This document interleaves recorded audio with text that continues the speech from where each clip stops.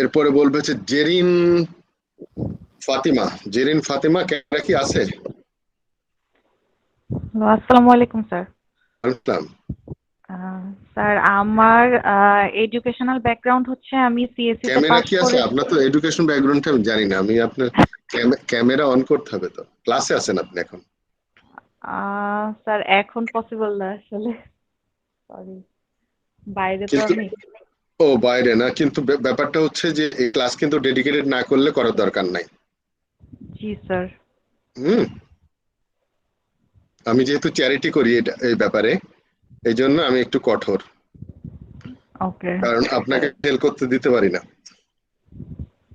এখন বলেন, আজকের মতো বলেন। আচ্ছা, আমি হচ্ছে সিএসসি তে পাশ করেছি এআইবি থেকে। এখন ডেটা সফটে আছি কিউএ তে। 7 মান্থ হলো। আচ্ছা আচ্ছা। এই তো। ওকে, যেহেতু কিউএতে আছেন তাহলে বাদ বাকি আর কিছু জানার দরকার নেই। ওকে, তার মানে বিন্দুর সাথে আছেন তাই তো? জি ভাইয়া, সরি। ওকে। জি স্যার। আচ্ছা, আলী জাহান। আলী জাহান আছেন নাকি? আসসালামু আলাইকুম স্যার, কেমন আছেন? আসলাম। আপনার একটু বদন খানি দেখান। স্যার আমার ক্যামেরাটা অন আছে, কিন্তু আমার ল্যাপটপের ক্যামেরাটা একটু ঘোলা, তো এর জন্য হয়তো আপনি আমাকে ক্লিয়ারলি দেখতে পাচ্ছেন না। গোলা হলে তো গোলা দেখতে পাচ্ছেন, আমি তো আপনার দেখতে পাচ্ছেন না? আপনার প্রোফাইল পিকচার দেখতে পাচ্ছি। না, আমি তো আমার এখানে না দেখাচ্ছে। স্যার, আমরা স্যার দেখতে আমরা পাচ্ছি। দেখতে পাচ্ছি স্যার। তাই না? জি। হ্যাঁ আমরা আচ্ছা দেখতে পাচ্ছি। আচ্ছা, বলেন, আমার কাছে আসছে না। স্যার এখন কি আসছে? আমি আবার রিকানেক্ট করলাম। Video is paused due to problem with your network, তাই দেখা লেখা। আচ্ছা, এবার আসছে। জি স্যার, বলেন। আমি আলী জাহান প্রান্ত। আমি ড্যাফোডিল থেকে সিএসসি তে গ্রাজুয়েশন কমপ্লিট করছি লাস্ট ইয়ার। তারপর হচ্ছে ডেটা সফটে এখন জুনিয়র কিউএ হিসাবে আছি। হুম। 9 মাস হতে চলেছে আর কি আমার। ও, এই তো স্যার। ড্যাফোডিলে কবে পাস করছেন? লাস্ট ইয়ার স্যার, 2020-এর এপ্রিলে। তাই না? জি স্যার। আমাকে চিনতেন? স্যার আমি আগে থেকে চিনতাম না, তবে আপনার অনেক মানে আপনার কথা অনেক শুনছি। তারপর ডেটা সফটে আসার পরে বিন্দাপু হচ্ছে আপনার কথা বলছে, যদিও তার আগে থেকেও আমি আপনার কথা জানতাম। পরে হচ্ছে জাহিদ ভাইয়ের সাথেও কথা হয়েছিল। তো এই হুম আপনাকে হুম। তো স্যার এই লাইনে যারা থাকে তারা মোটামুটি সবাই জানে। আর অন্যান্য যারা কোর্স করায় তারাও আপনার স্টুডেন্ট। তো হ্যাঁ, অবশ্য বাংলাদেশে টেস্টিং জগতে আছে যারা, তারা সবই হচ্ছে আমার স্টুডেন্ট। জি স্যার। জি আচ্ছা, ভালো আছে। এরপরে বলবে হচ্ছে আহনাব। কি আহনাব হক? আকিব, আকিব বলেন। আসসালামু আলাইকুম স্যার। আসসালাম। প্রথমেই সরি, এক্সট্রিমলি সরি, আমি তাড়াহুড়ো করে বাসায় এসে ডেস্কটপ দিয়ে জয়েন করেছি, হুম ক্যামেরাটা অন করার সুযোগ হয়নি। আহ, আমি সিএসসি থেকে গ্রাজুয়েশন কমপ্লিট করেছি ইউল্যাব থেকে। হুম আমি এখন আছি হচ্ছে কি সিমেড হেলথ লিমিটেডে এসকিউ ইঞ্জিনিয়ার হিসেবে, 1.5 বছরের একটু বেশি হলো। হুম আর কোর্সটা করার অনেকদিন থেকে ইচ্ছা ছিল, বাট হুম। সুযোগ হয়ে ওঠেনি। আর এখন মনে হচ্ছে যে একটা সার্টিফিকেশন দরকার টেস্টিং এর ক্ষেত্রে, বেসিকটা একটু ক্লিয়ার হওয়া দরকার, এই কারণেই আর কি জয়েন করা। ওকে ওকে, থ্যাংক ইউ ভেরি মাচ। যেহেতু আজকে 1 2 3 4 5 6 7 8 এখনো 4 জন আসে নাই, এই 4 জন যে কেন ভর্তি হলো বুঝলাম না। আচ্ছা, প্রথম কথা হচ্ছে যে এখানে ক্লাস করতে হবে খুব ডেডিকেটেডলি। আমি আবারও বলছি, আপনাদের অ্যাটেন্ডেন্সও কাউন্ট করা হবে এখানে। আপনারা নিজেরাই অ্যাটেন্ডেন্স দেবেন। আমি অ্যাটেন্ডেন্স শিট একটা বানিয়ে দেবো, এখনো বানানো হয় নাই। গুগল ক্লাসরুমে হচ্ছে আমাদের সবকিছু থাকবে। সব থেকে ভালো হয় হচ্ছে গুগল ক্লাসরুমে আমি কোড দিয়ে দিছি না আপনাদের? স্যার আমরা একটা লিংক পেয়েছি জাহিদ ভাই, যেটা আমাদের ফেসবুক গ্রুপে শেয়ার করেছিল। সেটাই তো। লিংকে সরাসরি আমরা লিংকে ক্লিক করে ঢুকেছি, কোনো কোড পাইনি আর কি। ওই তো, মানে ওইটাই ওইটাই। যেমন এখানে আছে আকিব আছে, আল ইমরান আছে, তারপরে ফারুক হোসেন মজুমদার, নাইমুল ইসলাম এন্ড রিঙ্কু। আর কেউ নাই। হুম। তো আমরা আমি চ্যাটিং এলডিং আমি ইউটা দিয়ে দিলাম। একটা এটা একটা হচ্ছে একটা মেল আসছে, মেল চেক করলে মনে পাবে সবার কাছে একটা মেল গেছে। আপনাদের মেসেঞ্জার গ্রুপেও তো দিয়ে রাখছে না? হ্যাঁ, মেসেঞ্জার গ্রুপে আসছে, মেলও আসছে, মেলের ডিটেলস। আচ্ছা, আর আরেকটা হচ্ছে এই যে এখানে চ্যাটিং এ দিয়ে দিলাম গুগল ক্লাসরুমের এই ইয়েতে মিটে, গুগল মিটে এখানে কোড দিয়ে দিলাম, ওই কোডটা দিয়ে সবাই জয়েন করে ফেলেন। আচ্ছা, আমি এখানে আম, আমার ক্লাসের সব লার্নিং ম্যাটেরিয়ালস আপলোড করব। আপনাদের নেক্সট ক্লাসের কন্টেন্ট আমরা আগেই দিয়ে দেব, যাতে করে আপনারা পড়ে রেডি হয়ে আসতে পারেন, তাহলে কনভারসেশন করতে বা ডিসকাশন করতে অনেক সুবিধা হবে। আমি পড়ানোর পরে আপনি পড়তে যাবেন, তখন অনেক কিছু কোয়েশ্চেন মনে হবে, তারপরের ক্লাসে আপনি আসবেন, আবার কোয়েশ্চেন করবেন কিনা ওই লোডটা নেওয়ার আগে নিজেরা একটু পড়ে নেবেন, যাতে আমরা ডিসকাশন করব। হ্যাঁ, দিস কল ফ্লিপ ক্লাসরুম বলে, মানে আগেই আমরা দিয়ে দেব, ওটা আপনি রেডি হয়ে আসবেন, আমরা ওটার উপরে ডিসকাশন করব। এটা হচ্ছে সব থেকে বেস্ট অ্যাপ্রোচ অনলাইনের পড়াশোনার ক্ষেত্রে। আচ্ছা, আর যেহেতু অনলাইন এন্ড অফলাইনের মধ্যে কিছু বেসিক পার্থক্য তো অবশ্যই হয়, এই পার্থক্যটা যাতে না হয় তার জন্যই কিন্তু আমি ক্যামেরাটা অন করতে বলি, বিকজ আমি প্রত্যেকটা স্টুডেন্টের চোখ দেখলে বুঝতে পারি যে কে কত পার্সেন্ট বুঝতে পারছে আমার কথা। হ্যাঁ, এটা আমার কাছে খুব ক্লিয়ার হয়ে যায়, দিস মাই এক্সপেরিয়েন্স। হ্যাঁ, আমি দীর্ঘ 23 বছর আমার সফটওয়্যার ডেভেলপমেন্ট এন্ড টিচিং এর সাথে জড়িত, প্যারালাল একদম, মানে একটা না, দুই চ্যানেলে হচ্ছে আমি 23 বছর ধরে আছি। তো নাম যেহেতু আমার সবাই জানেন, আমি জাস্ট একটু সংক্ষেপে আমার সম্পর্কে একটু বলি। সেটা হলো যে ড্যাফোডিল ইউনিভার্সিটিতে আমি 13 বছর চাকরি করেছি এই গত বছর পর্যন্ত। 2020-এর সেপ্টেম্বরের 14 তারিখে আমি মালয়েশিয়ার একটা বিশ্ববিদ্যালয়ে এখানে টিচার হিসেবে জয়েন করছি। 1 বছর হয়ে গেছে আমার। তো 4 বছরের কন্ট্রাক্ট এখানে, কিন্তু আমার এখানে একলা একলা ভালো লাগছে না। ফ্যামিলি হচ্ছে ঢাকায় আর আমি এখানে একা। প্ল্যান ছিল ফ্যামিলি নিয়ে আসবো, কিন্তু আসা সম্ভব না, এই জন্য আমি ব্যাক করতেছি দেশে। সামনের মাসে ইনশাল্লাহ ঢাকাতেই থেকেই ক্লাস নেওয়া হবে। তো আর এখানে আসার আগে ড্যাফোডিলে ছিলাম 13 বছর। ড্যাফোডিলে আমি এই ড্যাফোডিলের টোটাল সফটওয়্যার সলিউশন হচ্ছে আমার করা, আর ড্যাফোডিলের সফটওয়্যার ডিপার্টমেন্টের হেড ছিলাম আমি, আর সফটওয়্যার ইঞ্জিনিয়ারিং ডিপার্টমেন্টের অ্যাসিস্ট্যান্ট প্রফেসর ছিলাম। তো ওই কি বলে যে সিএসসির স্টুডেন্ট, সে আমাকে হয়তো অতটা দেখে নাই, কিন্তু সফটওয়্যার ইঞ্জিনিয়ারিং ডিপার্টমেন্টের স্টুডেন্টের সবাই আমাকে চেনে। ড্যাফোডিলে আসার আগে আমি আরেকটা কোম্পানিতে ছিলাম, এটা 2005 সাল পর্যন্ত। তো ওখানেও খুব মানে কালারফুল আমার অ্যাক্টিভিটি ছিল। বাংলাদেশে প্রশিকার 1 প্রোর পরে যে ইআরপি সলিউশন বাংলাদেশে লঞ্চ করেছিলাম সেটা আমার, বাট ওই কোম্পানিটা আনফরচুনেটলি পড়ে যায়, যার জন্য ওই সফটওয়্যারটা এখন মার্কেটে নাই। বাট স্টিল ওই সফটওয়্যারটা একটা কোম্পানিতে চলে এখনো গুলশানে। খুব মজার ব্যাপার এটা। তো যাই হোক, সফটওয়্যার রিলেটেড কাজগুলা অনেক আগে থেকে আমি করি। প্লাস হচ্ছে সফটওয়্যার টেস্টিং এর জগতে প্রথম বাংলাদেশে 2009 সালে আমরা মাত্র 6 জন সার্টিফাইড হই প্রথম।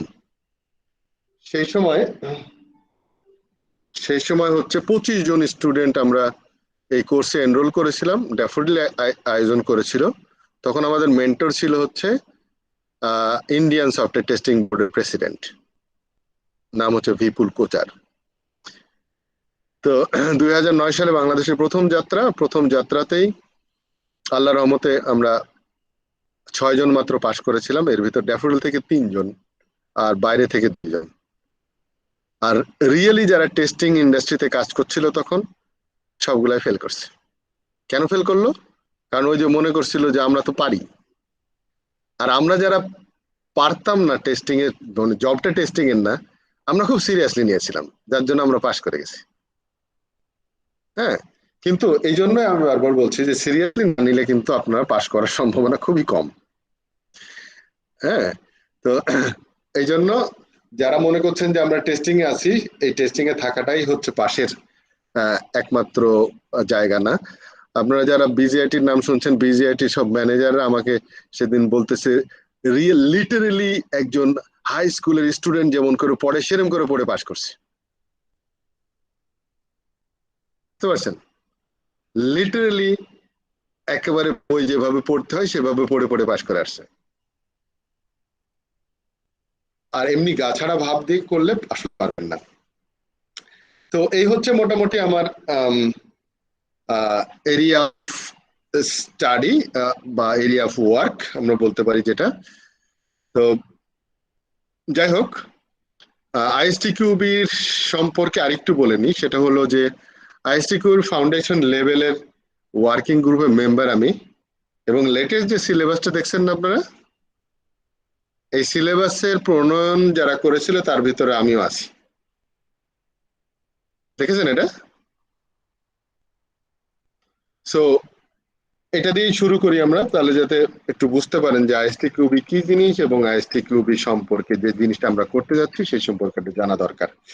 আইএসটিকিউবি হচ্ছে ওয়ার্ল্ড ওয়াইড একটা অর্গানাইজেশন। এটা কোনো কারো ব্যক্তি মালিকানা কোম্পানি না ওরাকলের মতো। এটা ওয়ার্ল্ড ওয়াইড একটা এই সফটওয়্যার টেস্টিং কোয়ালিফিকেশন বোর্ড একটা, এবং এদের গুরুত্ব হচ্ছে সারা ওয়ার্ল্ডে সব থেকে বেশি। 100টার উপরে মেম্বার বোর্ড নিয়ে গঠিত এই বোর্ড। এক একটা মেম্বার বোর্ড মানে হচ্ছে এক একটা দেশ।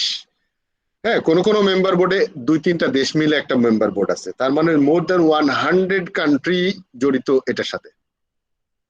রিসেন্টলি মানে আরো কিছু বাড়ছে, আমি এক্স্যাক্টলি ফিগারটা জানি না। এ পর্যন্ত পরীক্ষা দিয়েছে হলো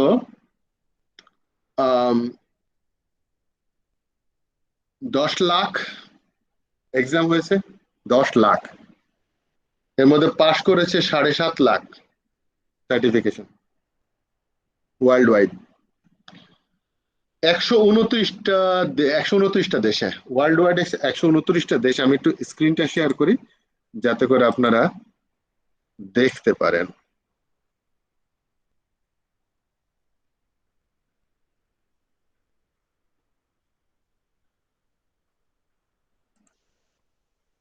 দেখা যাচ্ছে? Yes, জি sir. 129টা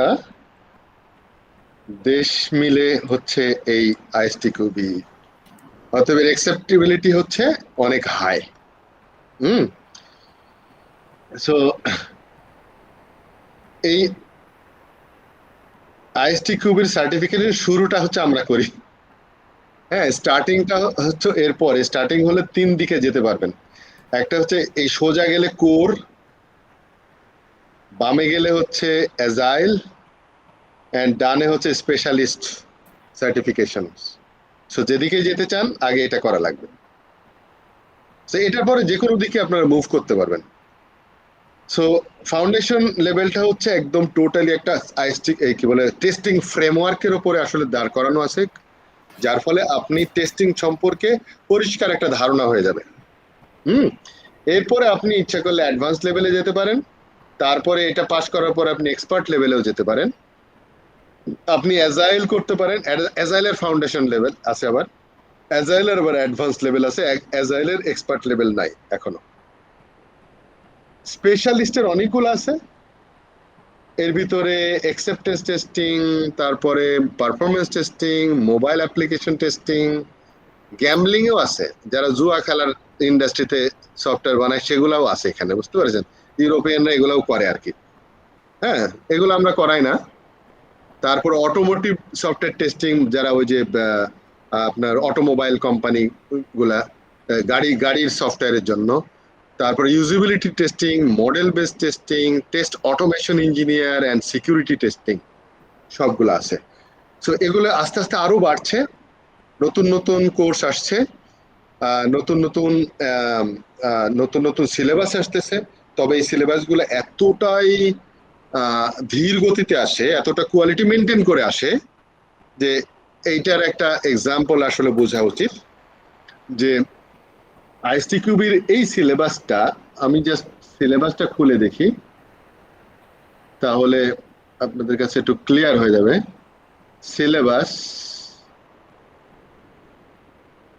সিলেবাসের এই যে ফাউন্ডেশন লেভেল 2018 এই সিলেবাসটা রিলিজ হয়েছে। তো এই সিলেবাসটাতে আমরা যদি যাই তাহলে দেখব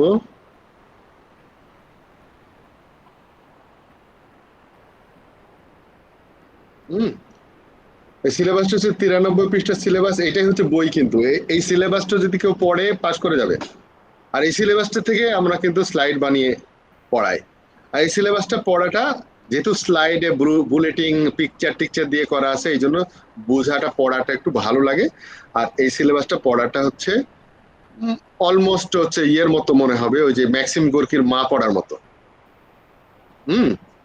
তো এই সিলেবাসটা পড়ার দরকার নাই, বাট এই সিলেবাসটা থেকে আমরা অ্যাকচুয়ালি স্লাইডস গুলা তৈরি করা। তো এই সিলেবাসের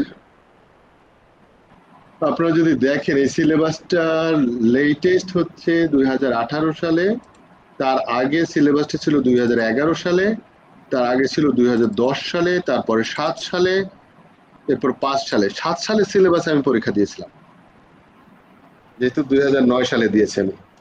2005 সালে প্রথম সিলেবাস। এই সিলেবাসে পুরো ক্রোনোলজি দেওয়া আছে। আমরা যদি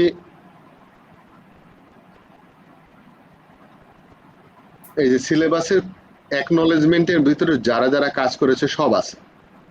তার ভিতরে ধরেন এই যে 2005 সালে যারা কাজ করেছিল তাদের এখানে সব দেওয়া আছে। রেক্স ব্ল্যাক হচ্ছে আমেরিকান, হ্যাঁ, এই হচ্ছে চেয়ার ছিল তখন। তারপর 2007 সালে যারা কাজ করেছে, 2010 সালে যারা কাজ করেছে, 2011 সালে যারা কাজ করেছে এবং 2018 সালে যারা কাজ করেছে তাদের এখানে নাম আছে। এবং এখানে এই যে ক্লাউস ওলসন হচ্ছে চেয়ার ছিল, মানে চেয়ারম্যান, তৌহিদা পারভিন আমেরিকান, সে ভাইস চেয়ারম্যান, রেক্স ব্ল্যাক ছিল প্রজেক্ট ম্যানেজার, ড্যানি অ্যালমন্ড ইসরায়েলের, ডেবরা হচ্ছে জার্মানির, আর এই যে রাশেদ করিম হচ্ছে বাংলাদেশের। তারপরে জোহান, একে চিনি না। এই যে বিপুল কোচার, এ হচ্ছে আমার মেন্টর ছিল। তারপরে হচ্ছে ক্রোম পুঞ্জার, এরা আমি ঠিক মনে নাই কোন দেশের। এনিওয়ে আরো অনেকগুলা লোক আছে এর ভিতরে। মোটামুটি ধরেন এতগুলা লোক মিলে এই সিলেবাসটা প্রণয়ন করা হয়েছে। এই সিলেবাসটা তৈরি শুরু হয়েছিল হচ্ছে 2015 সালের মার্চ মাসে, আর এটা রিলিজ হয়েছে 2018 সালের এপ্রিল মাসে। তার মানে 3 বছর ধরে এই সিলেবাস তৈরি করা হয়েছে। মাত্র 93 পৃষ্ঠার একটা সিলেবাস তৈরি করতে 3 বছর লাগে, তার মানে বুঝতে হবে যে এটা কোয়ালিটি এনশিওর করা হয়েছে। এমনি আইসিকিউবির ডিমান্ড এত বেশি না। সো এনিওয়ে এই সিলেবাসটা সম্পর্কে আমি একটু কথা বলে নিই। এই সিলেবাসটাতে মোটামুটি 6টা চ্যাপ্টার আছে। প্রথম চ্যাপ্টারটা হচ্ছে fundamental of testing, then second chapter হচ্ছে আমাদের testing throughout the software development life cycle. দেখা যাচ্ছে স্ক্রিন নাকি বড় করা লাগবে একটু? আচ্ছা, থার্ড চ্যাপ্টার হচ্ছে static testing, then fourth chapter হচ্ছে test techniques, test design technique basically, and fifth chapter হচ্ছে test management, and sixth chapter হচ্ছে টুল সাপোর্ট ফর টেস্টিং। এই হচ্ছে 6টা চ্যাপ্টার। পার্থ প্রতিম দেব মনে হয় সবই জানেন, কারণ হচ্ছে যেহেতু একবার পড়েছেন, তাই তো? জি স্যার, কিছুটা জানি, কিন্তু অনেক কিছু আপডেট হয়েছে এখন। আমি তো আগের সিলেবাসে দিয়েছিলাম। হ্যাঁ, যাই হোক, তো আপডেট হয়ে একটু সহজ হয়েছে, কঠিন হয় নাই। হ্যাঁ, আগেটা 2011 সালের সিলেবাসটা একটু কঠিন ছিল, এই সিলেবাসটা একটু সহজ করা হয়েছে। তো যারা 2011 সালের সিলেবাসে পাস করেছে তারা কিন্তু বেশি জানে। আচ্ছা, এনিওয়ে, তো এই সিলেবাসটা আমাদের শেষ করতে হবে। তো আমি সিলেবাসের ওপরে সব স্লাইড করা আছে। স্লাইডের সংখ্যা অনেক বেশি, একটু ধীরে সুস্থে স্টিডিলি এগোতে হবে, যাতে করে আমরা যেন একদম ঠিক মতো পড়তে পারি। অনেক স্টুডেন্ট আমাকে জিজ্ঞাসা করে স্যার কোনো সাজেশন আছে কিনা, মানে কোনো কিছু কমিয়ে টমিয়ে পড়া যায় কিনা। তো আমি বলি হচ্ছে সমস্ত কালো রঙের যেগুলো লেখা আছে সেগুলো তো পড়তেই হবে, মাঝে মাঝে ওই কালো লাইনের মাঝের যে সাদা অংশগুলো আছে সেগুলোও পড়তে হবে। সো বাদ দেওয়ার কোনো সুযোগ নাই, এখানে কোনো ছাড় নাই। 93 পৃষ্ঠার স্লাইড, কিন্তু আমি কি বলে 93 পৃষ্ঠার সিলেবাস, কিন্তু স্লাইড মোর দেন 300 স্লাইড হবে। সো অলমোস্ট মোর দেন 300 হবে। সো যদি কেউ কোনো ক্লাস মিস দেন তাহলে একটু সমস্যা হয়ে যাবে, কারণ হচ্ছে প্রি রিকুইজিট ব্যাপার আছে। যদি ডেডিকেশন না থাকে তাহলে কিন্তু আমি বারবার বলে দিচ্ছি, অনেক বেশি সতর্ক করি স্টুডেন্টদের, কারণ হচ্ছে টাকা পয়সার ব্যাপার। 7,500 টাকা দিয়ে ভর্তি হচ্ছেন ব্যাপার না, পরীক্ষা দিতে লাগবে 15,000 টাকা। মোট আগে 30,000 টাকা লাগতো, এখন 22,500 টাকা দিয়ে শেষ করতে পারবেন, কিন্তু টাকা তো। সো একদম ফুলি ডেডিকেটেডলি, একদম কনফার্ম হয়ে আমাদের যাত্রা শুরু করতে হবে। আর যে এই ডেডিকেশন যদি থাকে, ইজিলি পাস করে যাবেন।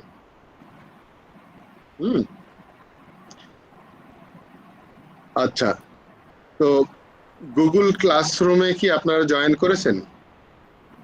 যে কয়জন আছেন করেছেন। আচ্ছা, আমি কিছু ডেডিকেশনের জন্য যে কাজগুলো করি সেটা হলো, প্রথম কথা হচ্ছে যে আমি চ্যাপ্টার 1-এর যে আছে আমার, যে লার্নিং ম্যাটেরিয়ালস, সেটা আমি আপলোড করে দিচ্ছি। আপনারা ওটাকে নিয়ে স্টাডি শুরু করবেন, এখন না, জাস্ট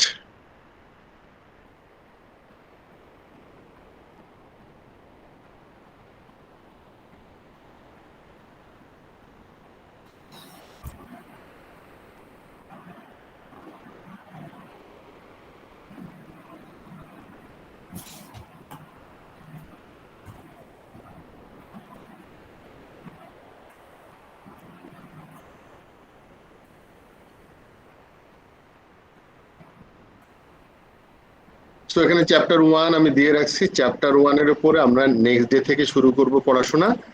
সো যতটা পারেন পড়ে রাখেন। সম্ভবত চ্যাপ্টার 1-এ আমি একটু সময় বেশি নিই, বিকজ অফ গ্রাউন্ড ওয়ার্কটা করার জন্য, যাতে বেসমেন্টটা মজবুত হয়। নর্মালি হচ্ছে প্রফেশনাল টিচাররা দেখা যাবে যে 2টা ক্লাসের মধ্যে শেষ করে ফেলতে পারে, বাট আমি এটা হয়তো 3টা বা 4টা ক্লাসের মধ্যে শেষ করার চেষ্টা করব চ্যাপ্টার 1, যাতে করে একদম মগজের ভিতরে ঢুকে যায় যে আপনি আসলে একজন টেস্টার। প্রথম থেকে আমাদের ফিজিক্যালি অ্যান্ড মেন্টালি টেস্টার হওয়া লাগবে, ফিজিক্যালি অ্যান্ড মেন্টালি টেস্টার হওয়া লাগবে। সো চ্যাপ্টার 1টা আমি দিয়ে রাখলাম, যাতে করে আপনারা এটা একটু পড়াশোনা শুরু করতে পারেন। আচ্ছা, আমাদের এখানে আরো কিছু দিয়ে রাখি, যেমন হচ্ছে এক্সাম স্ট্রাকচারটা। এক্সামের যে স্ট্রাকচারটা সেটা ইম্পর্টেন্ট। আমি আজকে এক্সামের স্ট্রাকচারটা আলোচনা করে নেব। প্রথমেই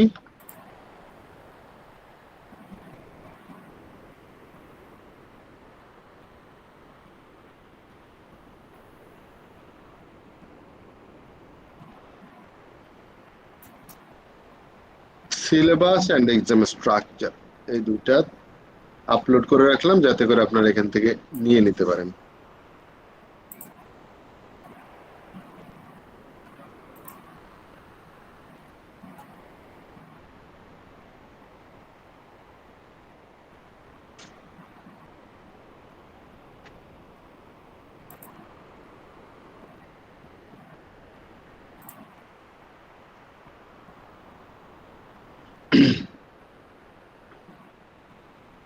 সিলেবাসটা আপনার, আমরা এক্সাম কথা বলবো আজকে, কারণ হচ্ছে ফাইনালি আমরা ডেস্টিনেশনটা আগে দেখে নিই। এক্সাম স্ট্রাকচারটা প্রথমেই ভালো করে বুঝে নেওয়া দরকার, যে আমরা পরীক্ষাতে আসলে কি হবে। সো প্রথমে আমরা দেখি যে এই এক্সাম স্ট্রাকচারের ডকুমেন্টটা, আমরা চলে যাব হচ্ছে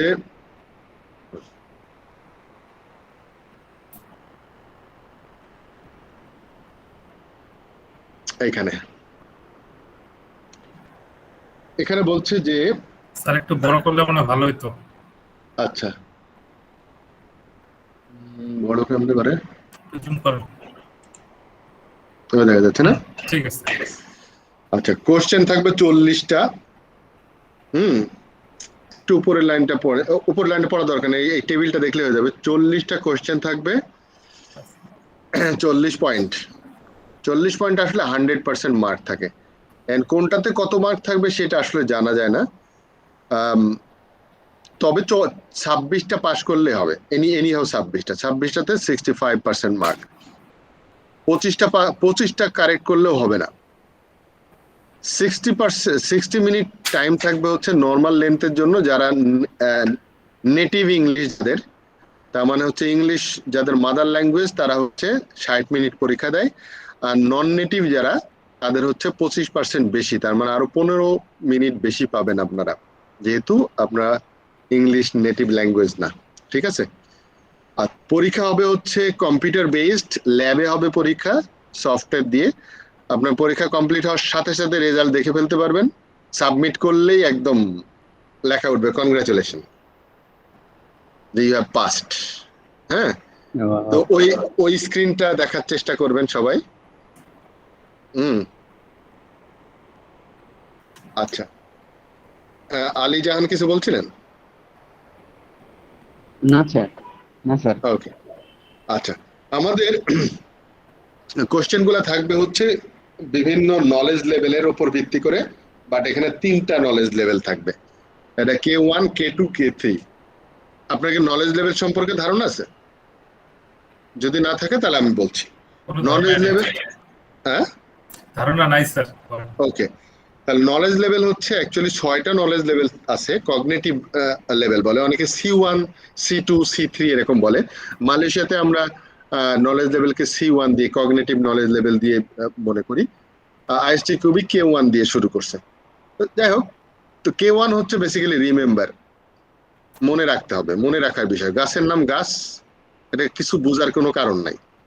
হ্যাঁ, আপনার আন্ডারস্ট্যান্ডিং এর কোনো কারণ নাই, এটা মুখস্থ করতে হবে। K1 হচ্ছে 8টা কোয়েশ্চেন থাকবে। সো K1 কোয়েশ্চেন যদি আপনি ভুলে গিয়ে থাকেন, মনে করে আর লাভ নাই, বোঝার কিছু নাই, মনে না থাকলে এটা পারবেন না। K2 মানে হচ্ছে আন্ডারস্ট্যান্ডিং, তার মানে বোঝার ব্যাপার আছে। 24টা কোয়েশ্চেন থাকবে হচ্ছে K2। আর K3 হচ্ছে অ্যাপ্লাই, অ্যাপ্লাই থাকবে 8টা। সো এর প্রয়োগটা যদি আপনি না করতে পারেন, বুঝতে পারেন, তাহলে এই কোশ্চেনের অ্যান্সার গুলো একটু কঠিন। আচ্ছা, কে লেভেল K4 হচ্ছে অ্যাকচুয়ালি অ্যানালাইসিস করার অ্যাবিলিটি, যেটা আমাদের এখানে এই ফাউন্ডেশন লেভেলে নাই। 2011 সিলেবাসে K4 ছিল। এই জন্য আমি বলছিলাম যে যারা আগে যারা পাস করেছেন 18-র আগে, তারা কিন্তু একটু বেশি কষ্ট পেয়েছেন। যারা এখন পরীক্ষা দিচ্ছেন তারা একটু সহজ। অতএব তারপরেও যারা ফেল করছেন, তার মানে কি কম ডেডিকেশন নিয়ে পরীক্ষা দিতে মানে আসে, বুঝতে পারছেন ব্যাপারটা? আচ্ছা, K4 হচ্ছে অ্যানালাইসিস করার অ্যাবিলিটি যাদের আছে তাদের K4 বলা হয়। K5 হচ্ছে ইভ্যালুয়েশন করতে পারে যারা, আর K6 হচ্ছে ক্রিয়েশন করতে পারে। বেসিক্যালি যারা পিএইচডি করে তারা হচ্ছে K6, তার মানে নতুন নলেজ ক্রিয়েট করে যারা, তারা হচ্ছে, তাদেরকে পিএইচডি করা বলা হয়। হ্যাঁ, ডক্টরেট ডিগ্রি যারা নেয় তারা হচ্ছে K6 এর উপর কাজ করে। মাস্টার্স লেভেলে থাকে K5, এন্ড গ্রাজুয়েশন লেভেল পর্যন্ত থাকে হচ্ছে K4। আমাদের ফাউন্ডেশন লেভেল K3 পর্যন্ত আছে, অতএব কঠিন কিছু হবে না। K1 কোশ্চেনের টাইমিং হচ্ছে 1 minute, K2 1 minute, but K3 হচ্ছে 3 মিনিটস এর টাইমিং থাকে। তো এই সবগুলো হিসাব করে দেখা গেছে যে আপনার এটা হচ্ছে 24টা, যেহেতু 24 মিনিট, এখানে 8টা হচ্ছে 1 মিনিট, এই জন্য 8 মিনিট, এবং 8টা হচ্ছে K3, 24 মিনিট, মোট 56 মিনিটের এক্সাম। এই জন্য এটা কিন্তু খুব অঙ্ক কষে বের করা জিনিস কিন্তু। হ্যাঁ, ইভেন আমি যে কতক্ষণ পড়াবো সেটাও অঙ্ক কষে ওদের বের করা আছে, যে এই সিলেবাসটার কত টাইমের মধ্যে শেষ করতে পারার কথা, 40 ঘন্টায় কেন, তারও ব্যাখ্যা বিশ্লেষণ করা আছে এর ভিতরে। তো এটা হচ্ছে এক্সামের জন্য, যাদের এক্সামে 56 মিনিটের মধ্যে শেষ করতে পারার কথা, 4 মিনিট বেশি দেওয়া হয়। ওকে, এখন আসি আমরা, এতটুকু ক্লিয়ার সবার? জি স্যার। আচ্ছা, এরপর আমরা আসি হলো চ্যাপ্টার ওয়াইজ কোয়েশ্চেন। চ্যাপ্টার 1-এ 8টা কোয়েশ্চেন থাকবে। এই যে চ্যাপ্টার 1, হ্যাঁ, চ্যাপ্টার 1-এ থাকবে হচ্ছে 8টা কোয়েশ্চেন। তার ভিতরে K1 থাকবে 2টা আর K2 থাকবে 6টা। তো 2টা হচ্ছে মুখস্থ করা জিনিস আর 6টা থাকবে বুঝতে না পারলে পারবেন না। আমি কিন্তু মুখস্থ করার ব্যাপারে আমি একেবারেই বলি না কাউকে। মাত্র 8টা কোয়েশ্চেন মুখস্থ করার জন্য মুখস্থর দিকে তাকানো দরকার নাই, বুঝতে হবে সব। আমি কোনো কিছু মুখস্থ করার পক্ষে না। আচ্ছা, দ্বিতীয় চ্যাপ্টারে থাকবে হলো 5টা কোয়েশ্চেন। তার ভিতরে K1 একটা আর K4 4টা, সরি K2 4টা। চ্যাপ্টার 3-তে থাকবে হচ্ছে 5টা কোয়েশ্চেন। এর ভিতরে K1 একটা, K3 3টা আর K2 3টা আর K3 হচ্ছে একটা। চ্যাপ্টার 4 হচ্ছে সব থেকে বেশি সংখ্যক কোয়েশ্চেন আসবে। এটা হচ্ছে টেস্ট ডিজাইন টেকনিকের উপরে। এটা এটা এটা যারা কম্পিউটার সায়েন্সে আছেন তাদের একটু ভালো লাগে এই চ্যাপ্টারটা পড়তে। এটাতে 11টা কোয়েশ্চেন থাকবে। এর ভিতরে দেখেন K1 K3 এন্ড K2 হচ্ছে 5টা করে। সো এখানে রিমেম্বারিং আসলে খুবই কম। দেন আসছে ম্যানেজমেন্টের উপরে। এটা যে টেস্ট ম্যানেজমেন্ট চ্যাপ্টার 5, টেস্ট ম্যানেজমেন্টের 9টা কোয়েশ্চেন থাকবে। এটা যারা টেস্ট ম্যানেজার হবেন তাদের জন্য খুবই lucrative chapter. So test manager হতে গেলে এটার কোনো বিকল্প নাই। চ্যাপ্টার 5, চ্যাপ্টার 5-এ 2টা মাত্র থাকবে রিমেম্বারিং, বাট বাকি 5টা হচ্ছে আন্ডারস্ট্যান্ডিং আর 2টা হলো অ্যাপ্লিকেশন। দেন চ্যাপ্টার 6-এ থাকবে মাত্র 2টা টুল সাপোর্ট। মানে টুল বলতে আমরা তো মনে করি টুল এক্সিকিউশন করে দেখাবো না, অটোমেশন না। এটা হচ্ছে tool support managerial point of view থেকে। তার মানে আপনি কেন টুল ব্যবহার করবেন, কিভাবে করতে হবে, এই সমস্ত বিষয় নিয়ে আলোচনা করা আছে। সো একজন ম্যানেজার কিভাবে টুল সিলেক্ট করবে, কোন প্রজেক্টের জন্য কোন টুল সিলেক্ট করা যেতে পারে, এইগুলার উপরে বেসিক্যালি টুল সম্পর্কে ধারণা দেওয়া, টুল সাপোর্ট। এটা হচ্ছে 2টা। এই হচ্ছে অল অ্যাবাউট হচ্ছে আমাদের কোয়েশ্চেন। 60 মার্কে 60 আওয়ারের 60 মিনিটের এক্সাম। এনি কোয়েশ্চেন, এই হচ্ছে অল অ্যাবাউট। সো আমাদের টার্গেট হচ্ছে আমরা দেখাই দিলাম। স্যার কাইন্ডলি K3টা যদি একটু আরেকবার রিপিট করতেন। K3 বলতে আমরা অ্যাপ্লিকেশন বলতে K3 হচ্ছে অ্যাপ্লাই করার অ্যাবিলিটি। কোন নলেজ হচ্ছে আমরা একটা হচ্ছে মুখস্থ করা, আছে রিমেম্বার। আপনি যদি বুঝাইতে সক্ষম হন, বুঝতে পারেন, সেটা বলে আন্ডারস্ট্যান্ডিং। আপনার ব্রেইনের বা কগনিটিভ বলা হয়, কগনিটিভ লেভেল। আর আপনি বোঝেন, আপনি জানেন কিন্তু অ্যাপ্লাই করতে পারেন আপনি, সেটা হচ্ছে অ্যাপ্লিকেশন K3। অনেকে জানে বোঝে কিন্তু প্রয়োগ করতে পারে না, কোন ক্ষেত্রে প্রয়োগ হতে পারে এটা জানে না। K3, ঠিক আছে। Okay thank you.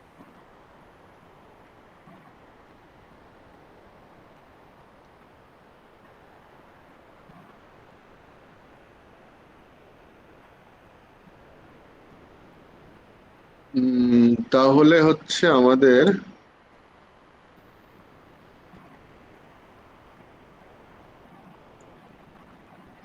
এই গেল। তাহলে আমি দিয়ে দিলাম হচ্ছে চ্যাপ্টার 1। আপনারা একটু জাস্ট রিডিং পড়ে আসবেন যাতে করে আমরা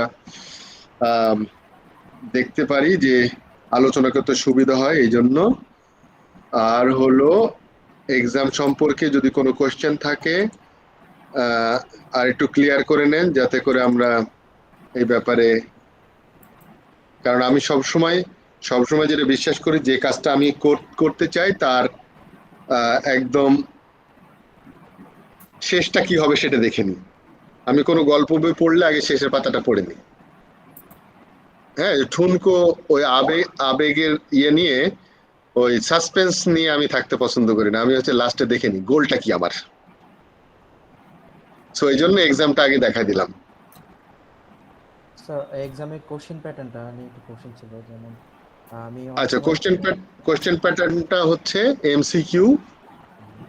হ্যাঁ, কিছু কিছু কোশ্চেন থাকে, অনেক বেশিরভাগই হচ্ছে একটু বড় বড় সিনারিও বেসড কোশ্চেন থাকবে। হুম।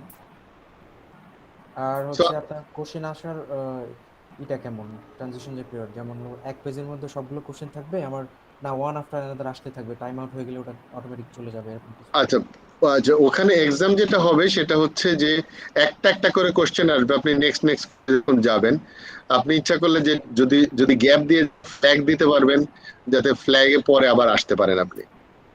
আচ্ছা, তো এখান থেকে অটোমেটিক পেজ নেক্সট হয়ে যাওয়ার এরকম কোনো অপশন নেই? এটা ম্যানুয়ালি অটোমেটিক বল নেক্সট ক্লিক করতে হবে আপনাকে।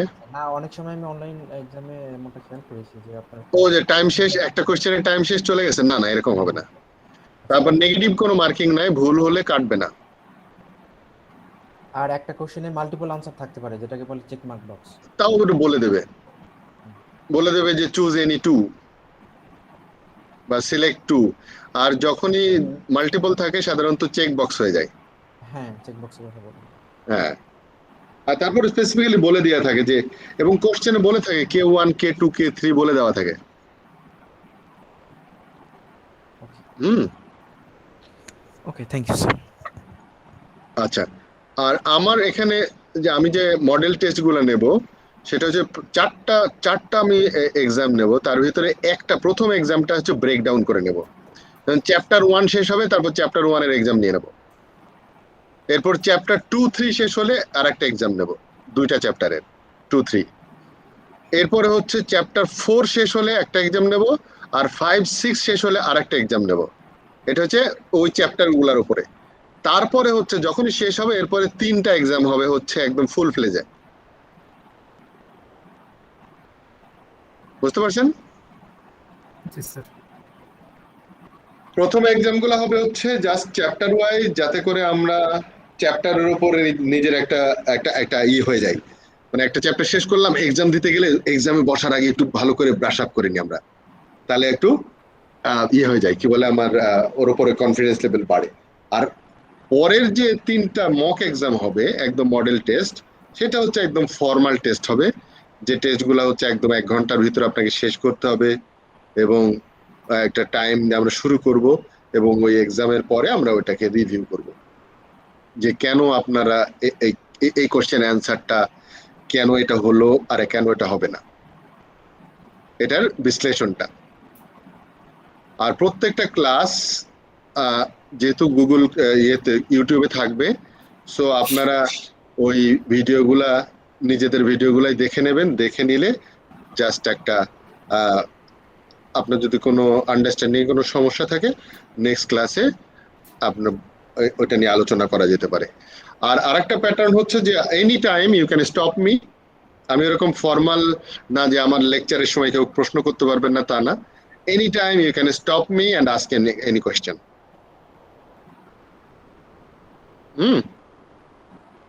আর নেক্সট ডে থেকে সবার ওই ডেস্কটপে থাকলে ক্যামেরা নেওয়ার ব্যবস্থা করবেন, যদি ক্যামেরা কারো কাছে না থাকে কালকে কিনে নেবেন।